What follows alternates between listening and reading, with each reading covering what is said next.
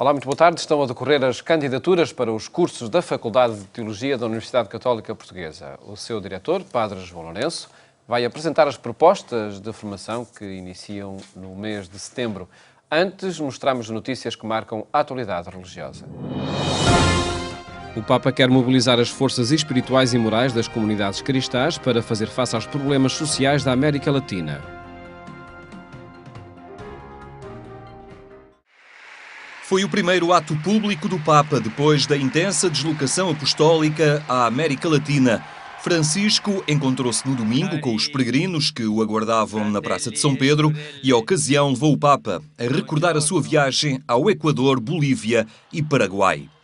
Uma viagem que qualificou como inesquecível e onde se deu conta das desigualdades sociais e económicas que marcam a América Latina.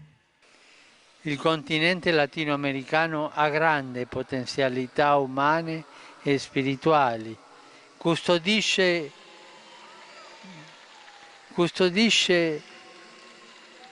valori cristiani profondamente radicati, ma vive anche gravi problemi sociali ed economici.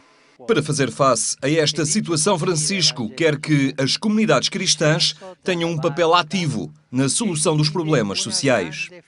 Per contribuire alla loro soluzione, la Chiesa è impegnata a mobilitare le forze spirituali e morali delle sue comunità, collaborando con tutte le componenti della società.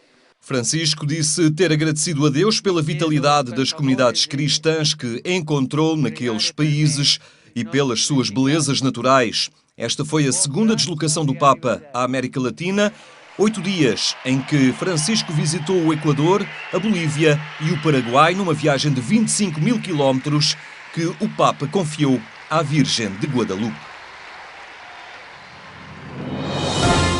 Dom Manuel Clemente afirma que os povos europeus têm de manifestar solidariedade em relação ao povo grego e que seria um enorme retrocesso colocar em causa o projeto europeu.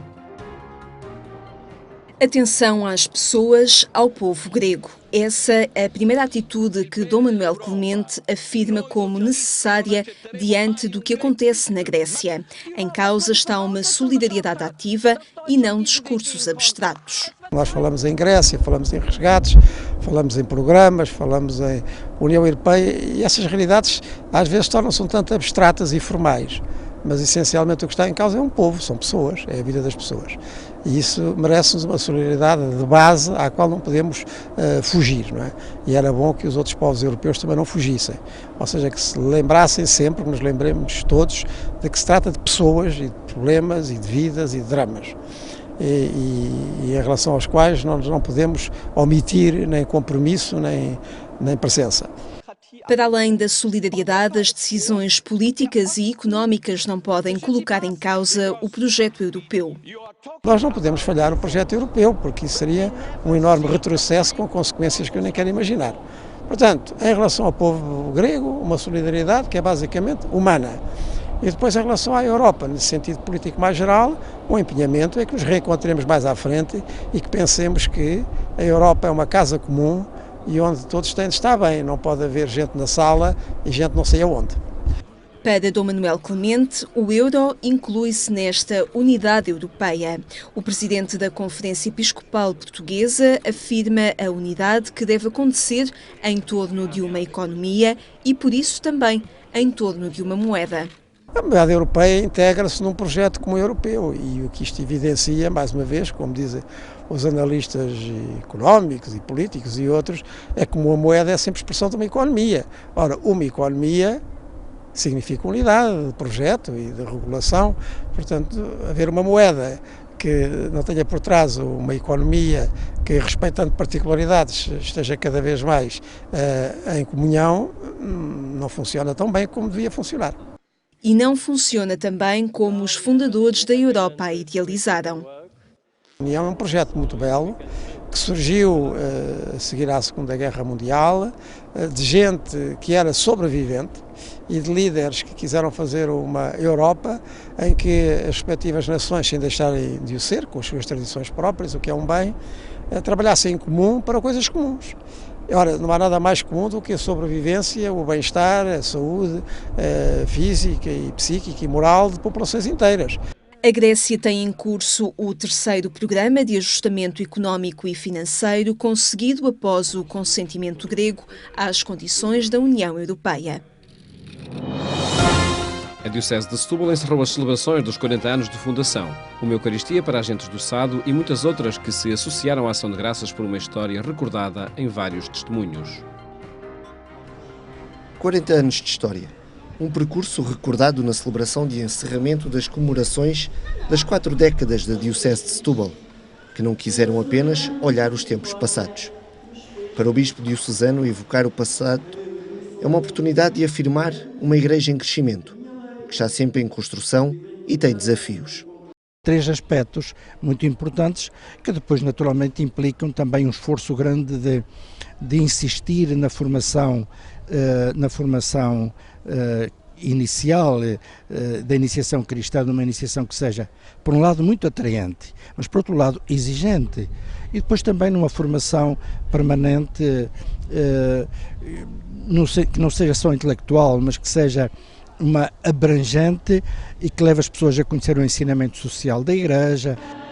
Há 17 anos, quando chegou a Setúbal, Dom Gilberto Reis encontrou uma igreja que, apesar de jovem, estava dotada dos vários órgãos de serviço e governo.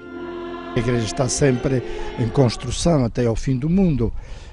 Naturalmente que há uma coisa ou outra que se vai sempre reorganizando. Foi possível criar novas paróquias e organizar novas vigararias, foi possível estruturar alguns serviços, continuar essa estruturação, pois foi possível continuar a aprofundar os vários movimentos que aqui já existiam. O primeiro bispo da Diocese, que quando foi nomeado nunca tinha ido a Setúbal, recordou um povo sempre muito participativo. Não tinha programa pastoral, vinha para me entregar. Deus deu-me a graça de descobrir que a minha missão como bispo era mergulhar na vida desta gente, descobrir que o mundo é que era o altar da Igreja, não é? E pronto, foi isso que eu fiz. Fiz as coisas mais mirabolantes que hoje até nem acredito que tenha feito ou que tenha dito. Bispo titular de Setúbal durante 23 anos, Dom Manuel Martins encontrou padres exemplares e leigos participativos. Agora, continua a acompanhar a vida da Diocese. Portanto, acompanho com todo o coração, é uma terra que me marcou, eu considero-me também desta terra e portanto, eu só quero que a terra cresça e floresça, não é? E a Igreja tem crescido e tem florescido. Nestes 40 anos construíram-se 40 igrejas e não foi o bispo nem o padre que as quiseram construir, foi o povo, não é, que nasceu do humus. A Igreja de Setúbal pertence à província eclesiástica de Lisboa, diocese de onde nasceu, e os seus bispos também estiveram presentes nesta celebração. Foi um desenvolvimento natural de algo que tinha começado na década de 60. Como nós sabemos, na década de 60, sobretudo, houve uma enorme concentração de população aqui entre o Sado e o Tejo, não é? Portanto, que era então o Patriarcado de Lisboa, com todos os desafios pastorais que implicava, foi levando à conclusão que era bom repartir o trabalho e, portanto, criar 2 novas dioceses. Dom Manuel Clemente, que faz uma análise positiva ao percurso da Diocese passado 40 anos, entende os fiéis como bidiocesanos. Estão na ordem dos milhares e das dezenas dos milhares aqueles que poderíamos quase considerar bidiocesanos, porque vivem e trabalham e distraem-se e convivem nas 2 margens do Tejo, os rios sempre uniram, não é? Portanto, as dioceses de Setúbal e de Lisboa têm que trabalhar cada vez mais tendo isto em conta. Para celebrar os 40 anos, a Diocese promoveu também uma sessão com testemunhos dos bispos, religiosos e leigos comprometidos, que assinalam o contributo da Igreja. O contributo de ser uma casa onde todos habitamos e, de certa forma, dá-nos um contexto de convivência, um contexto de coabitação e de construção de um projeto comum. Isso é fundamental aqui em Setúbal, é mais fácil assim do que se não fôssemos diocese. Acho que há um grande caminho feito É uma diocese muito dinâmica, um povo de Deus muito comprometido e, portanto, sinto uma grande diferença na liturgia, no entusiasmo das várias paróquias. A Presidente da Câmara Municipal de Setúbal destacou a proximidade da Igreja junto dos cidadãos, seja na componente social como na espiritual. No concelho de Setúbal temos paróquias que de facto são a casa de muitos dos nossos cidadãos, de homens e mulheres, que aí encontram o seu refúgio, que aí encontram conforto para a sua solidão, para os seus problemas pessoais e, portanto, eles têm feito e têm desempenhado um papel social, cultural e também económico e religioso de grande importância, de extrema importância no nosso município. A Diocese de Setúbal foi criada com a bula Studentes Nos, a 16 de julho de 1975, pelo Papa Paulo VI.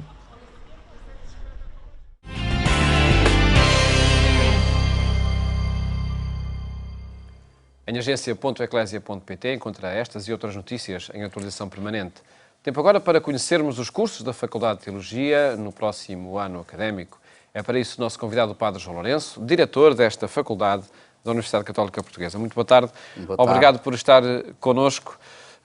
Que cursos vão iniciar-se em setembro na Faculdade de Teologia, Padre João Lourenço? Eu começo por agradecer a oportunidade que a Eclésia me dá de poder falar um pouco e apresentar estas nossas propostas formativas. Divulgando-as para quem possa estar interessado também. Sim, né? Naturalmente temos um grande anseio e desejo de que a faculdade possa servir como espaço, como instrumento para a melhoria daquilo que é o conhecimento teológico, cultural, científico dos nossos cristãos e dos movimentos. Não é? E, portanto, esse é um objetivo muito importante. Não se destina só a candidatos ao sacerdócio ou a religiosas? Isto nós não estamos a falar também, uma grande parte do nosso público discente são, de facto, candidatos ao sacerdócio ou a outras ordens diaconais ou outros ministérios.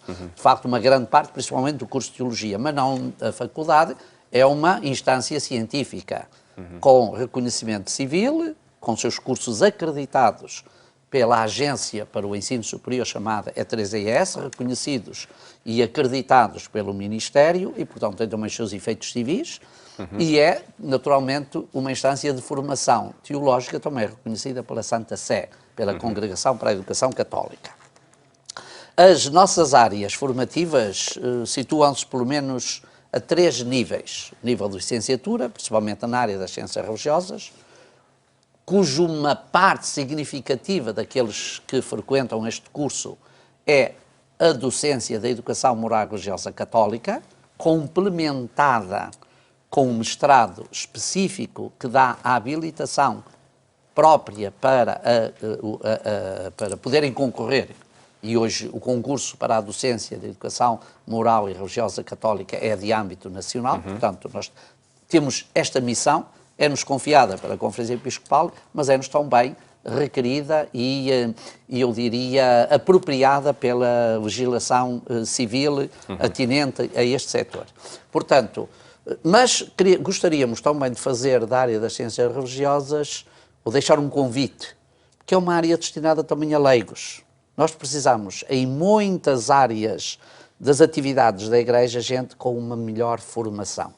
Uma melhor e uma mais adequada formação. Quando digo melhor, digo mais aprofundada. Adequada, quero dizer, apropriada às funções que se exercem. Portanto, eu acho que isto era muito importante, que os nossos cristãos interiorizassem isto. Mas também acho que é muito importante. O que é que se aprende neste curso, Padre João Lourenço? O que é que se aprende? Aprende-se um pouco de filosofia, um pouco de teologia, um pouco de humanidades, aprende-se metodologias da análise social, etc. Portanto, temos de história da Igreja, portanto, temos aqui eu diria que é um plafond, ou seja, um enquadramento daquilo que é pressuposto saber uma parte significativa dos nossos cristãos empenhados.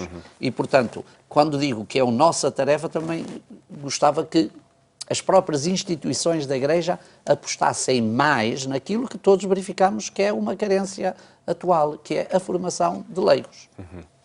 Depois temos o nosso mestrado, aproveito para dizer que este curso tem a duração de 3 anos, é lecionado em regime pós-laboral, é lecionado num regime de semipresencial, ou seja, de que nós chamamos de e-learning, em que tem uma componente interativa em trabalho de plataforma com os docentes e outra parte presencial. Portanto, no fundo, a parte presencial limita-se a 2 dias por semana, em regime pós-laboral, 6 às 10h30 da noite.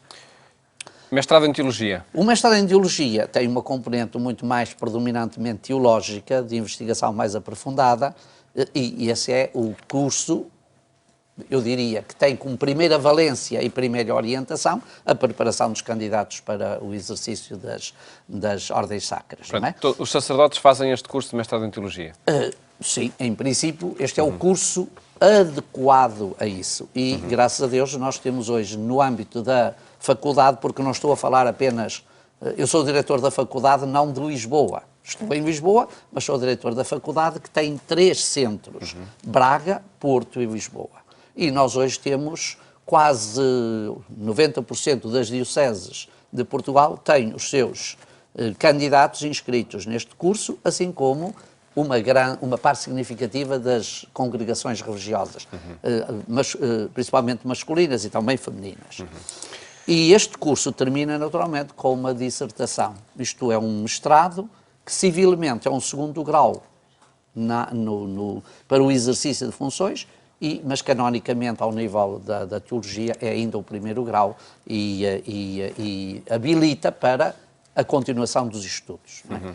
Depois temos o mestrado em Ciências Religiosas, de que já referi anteriormente, que habilita especificamente para o ensino da educação moral e religiosa católica, mas não só, também temos outras alíneas, principalmente para o trabalho de ação pastoral noutras instâncias. Depois temos um mestrado aberto, que chamamos Estudos da Religião, a que podem concorrer candidatos com habilitações das mais diversas áreas científicas, de história, de geografia, de medicina, de direito.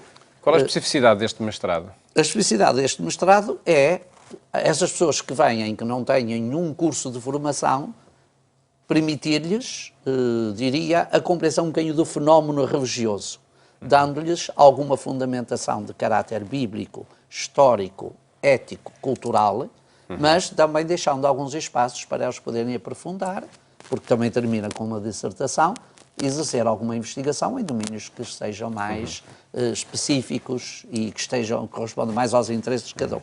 E finalmente temos o objetivo grande do estudo da teologia, que é o doutoramento em teologia. O doutoramento em teologia é composto de 2 partes. Há uma primeira parte que é a parte curricular, e que é, no geral, 2 anos, mas, enfim, em regime parcial, 2 anos, e termina com uma dissertação intermédia. E, realizada esta parte curricular, fica a terceira parte, que é a grande tese de investigação, que também deve ser realizada em 2 anos, embora estes 2 anos possam ser renováveis, porque nem sempre uma tese de doutoramento é possível, também depende um bocadinho das disponibilidades dos E o doutoramento candidatos. é nas várias áreas da teologia? Nós temos um doutoramento em várias áreas. Os candidatos podem concorrer, por exemplo, à área de História, à área dogmática, à área de Moral, à área de Estudos Bíblicos. Muitos candidatos? Doutoramento, nós neste momento teremos em fase de doutoramento, na primeira parte curricular, talvez cerca de 10 e na parte da investigação uns 10. Por certo, enfim, para beneficiar também a própria números que eu estou faculdade. agora a dizer são só referentes a Lisboa, estes números, porque depois em Braga e no Porto temos mais alguns candidatos nesse sentido. Ainda agora, em 15 dias, tivemos 2 teses de doutoramento. Portanto, é muito significativo para uma faculdade pequena como a nossa. Tenho agora uma outra tese, portanto, 3, em muito pouco tempo, 3 teses de doutoramento, o que significa um bom esforço. Uma última referência nesta nossa conversa, onde divulgamos os cursos da Faculdade de Teologia. Que diálogo a Faculdade vai fazendo com outras áreas de saber, a nível académico, sem dúvida, mas também a nível do protagonismo que ela é chamada a desempenhar na Igreja em Portugal? Sim, nós temos uma boa relação com muitas outras instituições e mantemos um diálogo muito aberto e significativo com outras instâncias universitárias.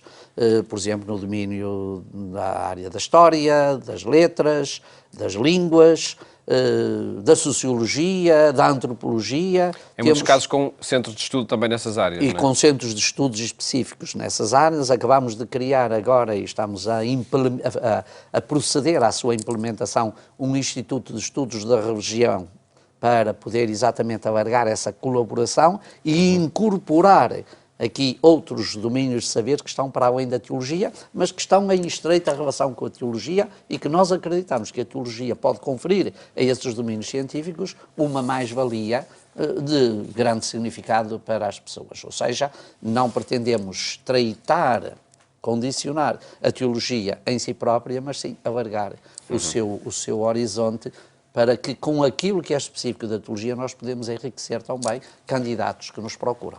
Padre Lourenço, muito obrigado por ter estado aqui no programa Eu Eclésia. que agradeço e espero poder encontrar muitos dos nossos ouvintes nos bancos dos nossos cursos. Da Faculdade de Teologia. Na página da Faculdade de Teologia estão as informações. Estão todas as informações que são dadas candidatar. E também aí podem encontrar os canais para aprofundar essas mesmas informações, caso necessitem. E estamos tanto de portas abertas e de coração aberto, como convém, a uma Faculdade de Teologia para todos acolher. Felicidades para o trabalho que desenvolvem. O programa Eclésia fica por aqui. Mais logo, siga-nos também na Antena 1, quando forem 22h45. Votos de boa tarde, boas férias, se for o caso, e até amanhã, se Deus quiser.